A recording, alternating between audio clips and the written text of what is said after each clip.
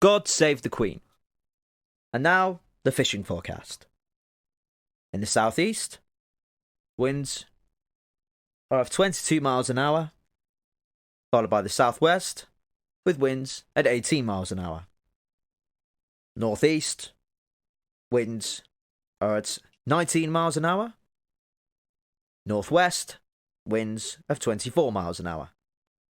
Some humidity is expected over this warm evening. Today's letters. We received one from Dalbert's. He wants to give a big yo, Rastafari.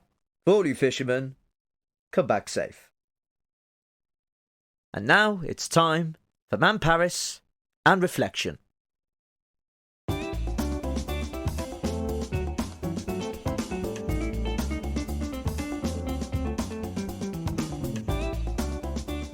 Hello and welcome to the Reflection Series 1. Tonight we delve into the fractured city, Coventry, and discuss youths fighting on the streets, a city before dance in the early to late 1980s. Listeners are advised this contains adult themes and bad language, and a view from the inner city youth. Phil Moody, CEO at Motivate UK, gives us an insight. Coventry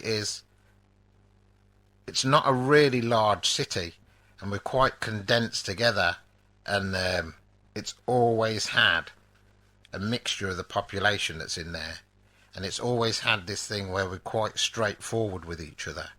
So we say what we mean. People think it's good to stand up for yourself. We're proud of being from Coventry, and Coventry being such a strong working class city. It had the second biggest Irish population outside of London, so that's how big the mixture of the population is. And it was frustration, and also the fact that we didn't really feel secure in a lot of our jobs. And prior to that, we'd earned quite a bit of money, because I remember my father was saying, there was an old saying that was coming out, which was that Coventry, the streets of Coventry were paved with gold. So that's why so many people came over, because of the work and everything that was going on. So when it had all finished, the work wasn't going on, we were kind of, I think our parents were angry, but I think we were angry as well. But we just thought that was the norm. We could get away with it because we were so young. We were so much in recession and on the dole that it wasn't just that, as people said, it was a violent city. It was just there was a lot of anger because nobody knew what was happening. And things like the mines and that going, that made thousands lose work, and then the jobs that were indirectly connected to it. Justin Holt, electrical engineer, reggae sound system technician, explains and remembers. Where in that you lived, it was like more community. It was a strong bond with people around that were in the same circumstances as you and your family. So if Bell Green would fight and that would end, it'd probably in that be over a girl or something silly like that. Deborah, Lady of Leisure, explains. And any excuse to do it, really, to have a fight with somebody, just because they were from a different area, even within the city from a different area, and then especially another city, yeah, it was a pastime. Yeah. It was just, that was kind of ingrained. If someone was from a different area, they were up for or came here for a fight. Because I suppose then there wasn't all the mixed nationalities and cultures and different backgrounds, but everyone living in one street there is now. You know, everybody in our street was white, middle class, British. When we all used to go out, there was one main area, and that's the town centre area. So when we do have a disagreement, it didn't matter what part of the city that you came from, that's where the disagreement would be. So if you're the people that lived in Bell Green, Wood End, Holbrooks, whatever, you would be classed as the Holbrooks, the Wood End, the Bell Green lot. And when we all used to go into town, that's when the disagreements could happen. But when the disagreements were happening, it was a group that were from Wood End. It was a group that was from Kersley. It was a group that was from Hillfields or whatever. And that's because we'd all be in the same clubs in the same places. And that's when the clashes would happen. Paul Wellington, also known as Simon Templar, reflects and remembers. What we used to do was put our skates on in Wolverhampton and then skate to the train station. Yeah, get on the train, keep our skates on, come into Coventry, right, and then skate down to the sports centre. Yeah, but I remember coming out of skating one day, yeah, and the Bell Green boys, yeah, were looking for someone in town, and they saw us, and they ran towards us, right, and backed us up in the doorway of Shambles, and thought we're going to get murdered here. And they had one solitary black boy with them, yeah, who come up and he went, nah, nah, nah. And this lad just come through. We're talking like 20 deep surrounding us. We're going to get battered, yeah? And he's just kind of gone, nah, nah, nah. These are all right. They've just come from skating, like that. And it's like the lad at the front with the busted nose was like, are you sure? Like that. And I'm like, yeah, yeah, yeah. It's like, all right, then, like that. And then they just moved off. And it was like, panic. You know, like panic. Just, right, what do you wear 'em? Like that. And so we just chipped. Welcome to Coventry. Mossy explains. I was up involved. I loved it. It was fucking great. I used to go up the city with my friends, and we'd be chanting like fucking things to each other in the terraces. I remember being in the cop at Highfield Road, and there was like our cop, and then they'd have a little segregation, and you'd have the away fans next to you. Sometimes you'd have Southampton, so you just terrorise them ourselves. Sometimes you'd have the likes of Man United, who just fucking overran the place. But you just barrack the fuck out of each other and look forward to it going off outside. And then that was just the wind-up thing, you know what I mean? And then you started to meet the lads who was a bit more organised. You started to sort of follow that crew around, seeing where they were organised to meet the Spurs lads, or the West Ham lads, or the Man United lads, or whoever lads, meet up with them and just have a tear up with them. Get all tear up and start just throwing punches. Yeah, it was fucking brilliant. It's great to let your hair down doing stuff like that. You know, no one got like savagely beaten up. You're running, you throw digs at smacking them up, kicking the face, quick little stamp on your head maybe, and that's it. But it's just part and parcel of it. And sometimes you'd give that back. Richard Thompson of Thompson Electrics reflects. I'd sit in my mum's front bedroom window in Grafton Street, and they used to bring one team down Goulston Road and they'd take the other team down Gosford Street. Well, it was interlinking entries, and obviously the football violence people, the gangs, they knew where they wanted to meet for the fight, and it was my street. So they would both pile down the entries away from the police, from Gosford Street and from Goulston Road, and meet in Grafton Street, and they'd just be running battles up and down the street. I used to sit in the front window and watch them every week. That was sort of my entertainment. Yeah, every single week you used to see someone getting leathered in the middle of the road or chased up and down through front gardens. We even had a guy run to our front door once and bash the front door down, terrified because he was getting annihilated. And my mum opened the door reluctantly, and he just legged it straight through the house and out the back door, just to get away from a gang of about 3 or 4 lads. Yeah, that was regular. Roger Germain, security consultant, reminisces and explains what he remembers. We'd like to do stuff, go up the football, watch the City play. What we did, football was like, you know, everything and nothing.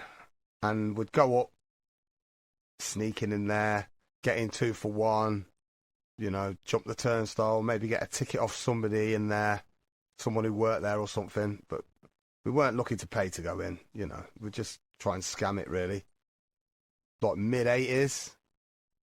And there'd be a lot of people going up to watch the football, a lot of people going up for the violence, because it was organised, it was mayhem, it was quick. But a lot of people from around the area, they'd get together, different areas, they'd get together, and it would bring different areas together through, like, the camaraderie of the city, really, the Sky Blues. And, yeah, it would be going off silly. All different teams, Villa, Birmingham, Liverpool, you know, because we were Premiership then, so we were big league, Chelsea, West Ham, all of them. follow them down to the train station. It'd just be crazy. Jack Brown, the Coventry dance music historian, gives his take. Puffing out your chest and saying, you know, we're from here, we're fucking harder than you. It was what I experienced as a kid being in a gang, but escalated tenfold. So now it was all about the gang. It was all about showing that you were, you know, double-hard bastard. It was all about showing that you weren't to be messed with. You know, it was all about bravado and being seen. You know, being seen as being this hard group or this hard mob. And it was like you say, it was area by area. And we would encounter lads from a different area. And you just did, you know, like, it'd filter back that, you know, there was like a bunch of lads from a certain area over there and they were fucking lining us up. And like I say, a couple of times it went off. Solely because we were from Henley Green and they were from somewhere else. And all it'd say would be, you know, like a wrong look or the wrong words. Gaz Conley, who grew up in Manor Farm, explains.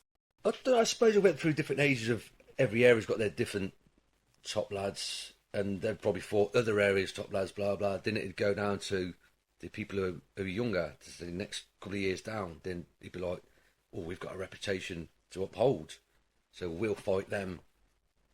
And I think you did have a few areas that did kind of get on, maybe for the football, say, right, well, we're all going away now, so no fighting each other, we'll fight whoever we're going to play.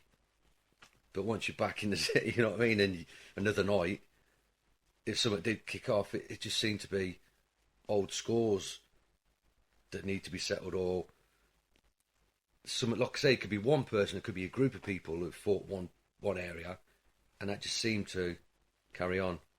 It seemed to be an ongoing thing. Before you get outside, someone gives someone a dig on the door. So it's kicked off in the doorway, then it spills out and opens up into where Mr. G's was, like that. So there's like 15 here, 15 here. But like at this point here, we'd already got a right few fucking digs in. So 7 of their 15 have dispersed because they've been smashed up a bit. They've done a run. They're fucking A because they think, shit, run, we're outnumbered. In the meantime, 7 have stayed, thinking they don't know they've lost 7 blokes. So there's 15 of us against 7 of them. One's got his nose cracked to fuck off someone. His days, not knowing, he stood with us and not with his fucking pals. Stood next to us, and one of our mates there was a Holston Pills crate on the floor outside. Turned around to the lad, said, "You right, mate? Who is it? Who did it?" And he's gone, "Them cunts there," pointing to us. And he's gone, "Let's go." And as he's gone to go get him, he's got this crate and just fucking clattered him straight across the face, just took him out completely. Yeah, just took him off his feet, just knocked the cunt out cold. Another place we'd meet up and it would kick off is like at the fair. You go up there, we're from different areas, like you'd meet up with guys from like Canley and Tylill and Eastern Green and that, and we'd be from the other side of the city, Wykin, Henley Green, all that kind of stuff, and Potters Green. We'd go up the fair, it'd be a meeting point, you'd go off because you're from different areas. It was mainly like white lads against black lads, or guys who knew black lads.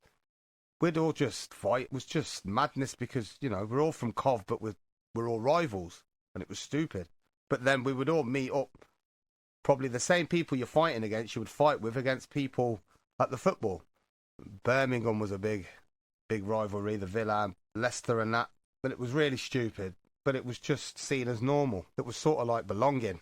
You go in the club and you hit the bar, and you would find, because there's a few of you, so you wouldn't be disjointed. You wouldn't all be him over there, her over there. You know what I mean? You'd stick together and you would find a corner, hopefully a corner, or an area that you could control, mob-handed. But as far as dancing and that was going, you'd piss about, you know, like stood where you were, stood in your mob, and, you know, you'd throw your arms about and do a little bit of stupidity. But you wouldn't be on the dance floor. You'd leave that to people who could dance. You know, people who had gone out to have a dance. We never went out to have a dance. Radford always had a crew, Camden always had a crew, Canley always had a crew. You know what I mean? And they weren't all that together. You know what I mean? You'd see a few lads from Canley in the pub when you're out with your 3. Before you know it, you go to where the end of the night's probably going to happen, whether it be Mr. G's or wherever it is, and before you know it, they're all together. You know what I mean? So it must have been something that just went on everywhere. It was just like it was a organised thing, but it weren't really written down organised. It just happened. Yeah. I think we look forward to doing it. I think that was a plan. The plan was I would go out, get the ride of someone. If you didn't get the ride, get the row. You know what I mean? Fuck it. You know what I mean? You know, it's going to be a shit night. Right, we're going to have to dig someone. Saturday daytimes, running battles in the city centre. At the night time, then you go out, you see them, you go to the pubs, oh, there they are now, running down the street, fighting in pubs. It went on for quite a long time, to be honest. And it seemed to be the norm. You'd be like, where are we going tonight? Or you make sure you go out with, like, say, 15, 20 lads. And it's like, say, you'd meet with other lads like, from the Masons or something like that. And so you all got out together, so it was a fair few. It's safety in numbers, you know what I mean? But probably 7 times out of 10 you'd be fighting someone. You would be. Cov had a bit of a rep back then, you know. Anybody who asks you about Cov, they'd always say, oh, it's a bit mad there, and it's crazy there. I said, well, to you it wasn't. It was no different from any other city, really. Just had a bit of a rep because I think with the football and everything, we were a small city, but we were punching above our weight. But we could hold our own, so it was all good. There weren't nothing that took you to the dance floor. You'd probably sing along to it, but it didn't take you to the dance floor, you know what I mean? That's the thing. The music wasn't good enough to drag you to the dance floor. And if you did, if it got you on the dance floor, you weren't really dancing, you were just trying to dance next to somebody you think you might be fucking getting your hands handy because you're not. That's basically what you're trying to do. You just try to dance next to a bird or go behind a bird. You know, you didn't really care what the music was. But you think, she's enjoying herself, I'm going to try and get my hands around her sort of thing. That was the only reason you danced then. You know what I mean? On the pull. Bit of Joyce Sims, Alexander O'Neill, some nice bit of soul. But it was very varied. That wasn't any mainstream sort of music. Like I say, basically clubs now, they just play what was in the top 40, what was popular in the top 40. They play in nightclubs and bars. But when they're dancing, men never dance. Men, they'd always be on the outskirts. The women would be on the dance floor dancing around the handbags. The men would be just looking round, you know what I mean, seeing what's there. And they'd always be on the outside. You wouldn't see men dancing. You'd either get ripped, you know what I mean, or a slap. But men didn't dance. It's never been the way for men, you know what I mean? They just stand around, looking around, see who's there, see what lads are there. Obviously, wear them like they're over there. Sound. Keep your eye on them, and that was it. Rob May, DJ producer, explains.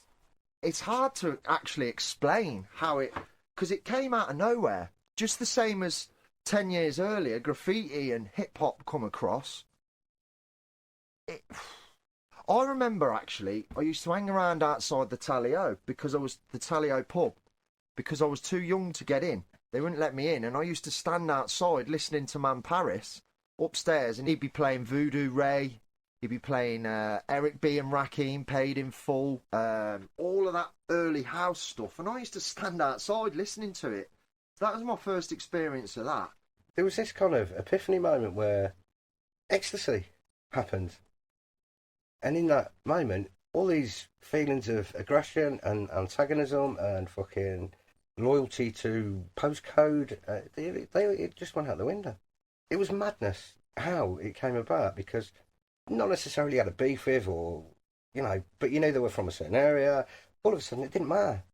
What was more important, because a lot of the times it was getting into the venue was fucking hard enough. So all of that animosity, it just fell by the wayside. People who wouldn't be seen dead on a dance floor were suddenly tuned into the music, because the music was brand new. One of my main things that I noted straight away is that the different fractions, even from Cov, let alone, because obviously I wouldn't have known people from Birmingham, Wolverhampton at that time, but people even from Coventry who would have been arch enemies through football or just living in different areas from school days, whatever, all over them, all them years, were all of a sudden on the dance floor next to each other, tops off, hugging, you know, sweating all over each other and just drinking cans of pop. And it was just an amazing transformation to be able to witness that within the space of months, not even years. They'd gone from all these different gangs, areas, whatever, all hating each other and growing up with a natural hatred for each other just because of where they lived or what school they went to all literally hugging each other and dancing together all in one room. But I mean, some of the lads that used to row in the town with the Canley lads, like some of them didn't get into the rave scene, and some of them did. But even the lads that like took great pleasure in knocking fuck out of lads from Radford and Canley or whatever, and they were like fucking mates. None of that was even in the forefront of their mind or at the back of the mind. oh, it's going to go off here. It's really weird. You know, and they were just, all right, mate, talking. The music, well, I haven't said the music that loud, you didn't get a chance to have an argument, but that never transpired anyway. Nothing like that went on. People just like I said, they just wanted to go there and fucking dance and enjoy themselves. I think house is a feeling. Yeah, that's what it is. I say that it filled the gap in my soul, but I think everybody had that gap. Yeah, and it was like, do we want to fight? Is that what it's about? No, it wasn't. We wanted to fucking rave. Yeah, and all of a sudden we got a platform to do it, didn't we? And I think personally that yeah, drugs were involved in it, but it was more mindset. That what am I going to do? I'm going to lose it for however long, just getting lost in lights, getting lost in beats. We know what's coming, and it's exciting. I don't know how it stopped the violence, the anger, but it did. Whereas before you'd have seen a bloke around a few shapes and doing, he's either steaming drunk and, you know, he's performing, or he's a twat. All of a sudden it was like, it didn't matter. You know what I mean? It really didn't matter, because as he was doing it, you found yourself drawn in and doing it too. And it wasn't about being the greatest dancer. It wasn't about having people look at you and think, oh, fucking hell, ain't you wicked? It was about, again, for me, I can only speak for myself, but it was about this perfect kind of unison of the lights, the music, the drugs, the feeling. It was everything just combined. And that was the only way to express yourself, was to jump about and move. Literally. And that's what it was. That's what it was for me. It was just an absolutely, like I say, it was just a perfect moment, you know, where everything just fell into place. It's a scene that was created by us, just by people that just got pissed off with everything that was going on, was looking for something different. And because it was taken by large groups of people that were nothing to do with the establishment or politics or anything, just enjoying yourself, it's very difficult then for that to really show the positive impact and how brilliant it was. We didn't have the mobile phones then, so the venues used to be, somebody used to phone somebody and everybody found out, and there was meeting places, and then the meeting place changed to another meeting place and another meeting place, and you eventually get to the venue. And when we got to this one venue, and we were all there, I seen somebody, and they came across to me, and they went, "Phil, this is fucking great." And I went, "What?" And they said, "Everybody's dancing, nobody's fighting." And then he danced off, and I just thought that just summed it up. And a lot of the people that say have been involved in some violence and that, they stopped. It just caught an atmosphere of real happiness, and the way to let your emotions out was just to dance. And because a lot of other people had been dancing anyway, these guys got the bug of it. It was a great natural vibe, because people were really enjoying themselves.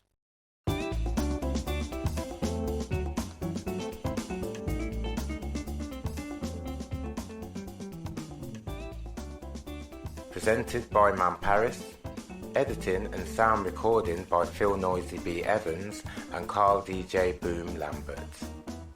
Trainee sound technician Katie Dowling.